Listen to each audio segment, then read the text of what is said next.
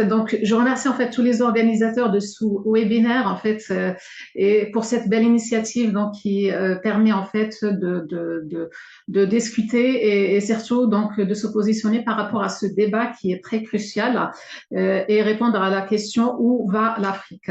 Alors cette journée de l'Afrique donc c'est l'occasion en fait de réfléchir tous ensemble afin de soulever donc les opportunités et aussi donc faire face aux défis qui se présentent à nous.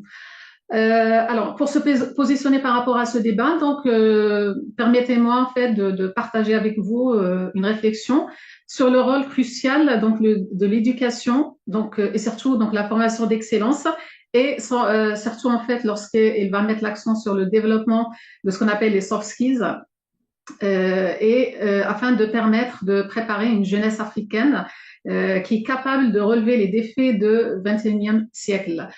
Alors, je prends essentiellement donc et je donne un exemple de l'expérience du Maroc dans ce sens et essentiellement donc la création de ce qu'on appelle donc les centres d'excellence qui sont destinés essentiellement aux universités, aux établissements accès ouvert et particulièrement donc la région de Souss-Massa. Alors, je vais essayer en fait de répondre à cette question. Donc, comment la formation d'excellence qui est axée sur des soft skills va permettre et va contribuer ainsi à l'émergence des startups en Afrique et au développement économique du continent. Alors, tout d'abord, en examinant le contexte.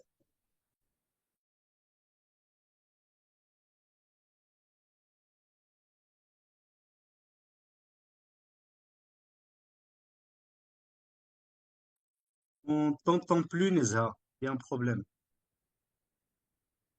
Non, on t'entend plus.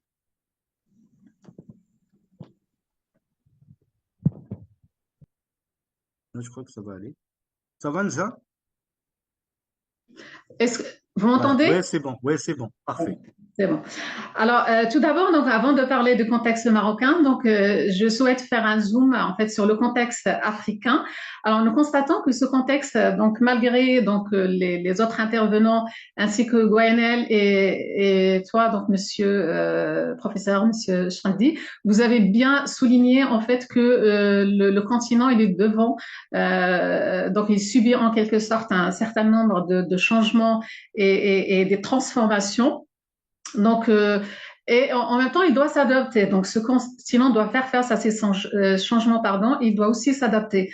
Alors, et faire face à un certain nombre de défis. Et parmi ces défis, donc, on peut parler essentiellement des crises au pluriel, donc que ce soit les crises sanitaires, ce qu'on a vu vivre auparavant, crise économique, crise politique. Donc le continent il est obligé, donc il doit faire face à ces contraintes et s'adapter à ces contraintes. Alors premièrement, l'Afrique c'est le continent le plus jeune du monde. Alors, avec une population, donc à peu près 60% de sa population qui est âgée entre donc de moins de 25 ans, face à des défis, comme j'ai dit, donc voilà les changements climatiques, transition énergétique, la digitalisation qui devient une contrainte où tout le monde doit faire face, et aussi donc des problèmes qui persistent comme le chômage, la pauvreté, la déscolarisation. Donc certains pays ont su exploiter donc l'énergie et le talent de ces jeunes pour stimuler le développement en fait durable et essayer de changer en quelque sorte donc le paysage économique et participer au développement du continent africain. Alors, la jeunesse africaine représente une force majeure pour la croissance économique et aussi pour l'innovation. Alors, c'est essentiellement, donc cette jeunesse, elle est caractérisée par le fait que c'est une jeunesse qui est tournée de plus en plus vers l'entrepreneuriat. Alors, c'est une jeunesse pardon, qui cherche à créer des solutions innovantes et tout en répondant, en faisant face aux défis locaux de chaque pays. Alors, ce qui accélère en fait cette tendance, c'est que on assiste à un développement de l'économie numérique qui ouvre en quelque sorte donc une nouvelle opportunité pour des entreprises africaines et favorise donc la croissance des startups, surtout donc qui sont orientées vers des domaines technologiques. Aussi, on peut parler aussi donc de l'internet, donc qui a accéléré en quelque sorte cette tendance et qui a permis un accès rapide à l'information, un accès rapide aux ressources éducatives et aussi donc il est utilisé comme un outil de développement professionnel. Alors, ces jeunes entreprises, donc c'est-à-dire donc ces startups, donc sont particulièrement actives dans des secteurs comme par exemple l'agriculture. Et là, donc je vais revenir sur ce point pour en donnant un exemple des startups dans la région de Souss-Massa, dans le contexte marocain. Alors, j'ai disais en fait essentiellement des secteurs comme donc l'agriculture, la santé, la finance et aussi donc la technologie de l'information. Alors, selon un rapport, donc le rapport de Distrop Africa, donc le nombre des startups dans la région donc Afrique francophone a augmenté de 14% en 2021. Alors, ce chiffre montre en fait que l'entrepreneuriat, donc, il est en train de devenir une force économique importante en Afrique. Alors voilà, ces startups, en fait, ils ont de plus en plus en fait de visibilité sur la scène mondiale, donc attirant l'intention en fait des investisseurs étrangers et des différents partenaires. Cela renforce en fait la réputation de l'Afrique d'une manière globale et en tant que terre d'opportunités, en tant que terre ou un continent qui encourage en quelque sorte l'investissement et surtout donc l'investissement, ce que je vais développer, c'est l'investissement dans le capital humain. Alors cependant, pour que cette croissance soit durable, donc il faut en quelque sorte donc il doit être soutenu par un système éducatif en fait qui est axé sur le développement des compétences et on parle essentiellement des compétences techniques et les soft skills. Voilà, donc comme nous savons tous en fait l'éducation donc c'est un droit qui est universel pour chaque individu, mais c'est un pilier essentiel aussi pour le développement économique.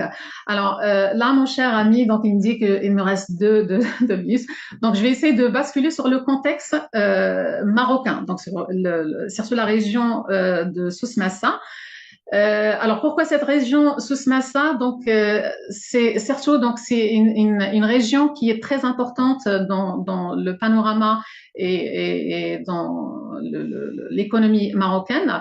Alors cette région qui se trouve dans le sud-ouest du Maroc.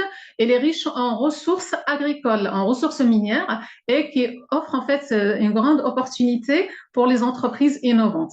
Alors la région, donc, il est connu essentiellement par trois secteurs qui sont prioritaires, l'agriculture, la pêche, le tourisme. Alors, on parle au niveau de l'agriculture, en fait, c'est donc il y a l'industrie l'agroalimentaire qui est une industrie qui est tournée vers l'exportation et aussi donc ce qui rend cette région qui est très compétitive au niveau d'attractivité par rapport à l'investissement. Alors, avant de parler en fait en fait le contexte où donc le centre d'excellence de Souss-Massa, juste en fait par rapport à le contexte bien avant, c'est que au niveau de marocain, donc et selon la vision stratégique et ambitieuse royale qui veut que intégrer en fait l'économie ou le Maroc avec une accélération de l'Afrique, donc l'économie africaine dans l'économie mondiale, et par la suite donc la mise en place le plan de développement. Alors, ce plan de développement implique en fait la participation de tous les acteurs. Et parmi ces acteurs, donc, on trouve les universités en tant qu'acteurs bien présents afin de préparer donc un capital humain qui permet en fait d'intégrer le marché du travail. Alors, pour l'université ou le centre de Souss Massa, Alors, un centre d'excellence, en fait, on trouve en fait trois parcours. Donc, le parcours qui est orienté essentiellement dans donc la logistique et digital et marketing.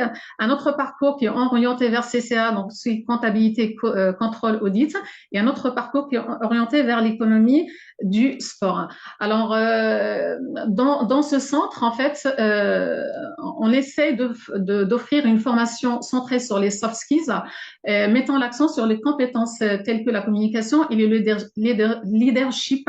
Et là, je rejoins en quelque sorte donc l'interrogation de cher professeur Monsieur Harakat, qui s'interroge sur le profil de leadership qui va permettre en fait de participer au développement du continent africain. Alors, au sein de cette formation, donc, nous développons une méthodologie qui est axée sur l'apprentissage par la pratique. Alors, les étudiants, ils travaillent sur des projets concrets qui permettent en fait d'appliquer les compétences acquises. Aussi, ces étudiants, donc, ils sont accompagnés, ils sont soutenus en fait afin de pouvoir lancer leur start-up. Euh, alors, juste entre parenthèses, j'étais en fait membre afin de recruter, membre de jury pour recruter donc la nouvelle promotion qui a démarré le mois de septembre. Alors, ce que j'ai remarqué, c'est que la majorité en fait de nos étudiants, ce sont pas spécifiquement des étudiants qui appartiennent à la région, en fait, qui habitent la région de Souss-Massa, mais ça vient de Casa, ça vient de Tanger, etc.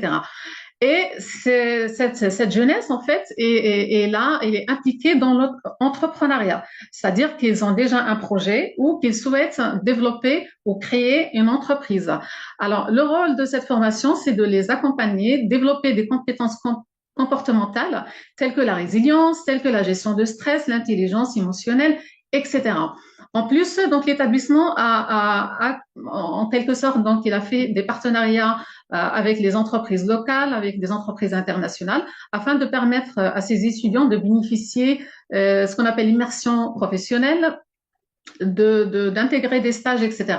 Alors pour conclure, donc en deux mots, je souhaite dire comme conclusion, c'est que en combinant des compétences techniques et humaines, le but c'est de préparer donc des étudiants qui permettent en fait de faire face à des changements constants en évolution par rapport au monde professionnel, ainsi que l'investissement dans l'éducation et la formation d'excellence qui est basée sur le développement de soft skills.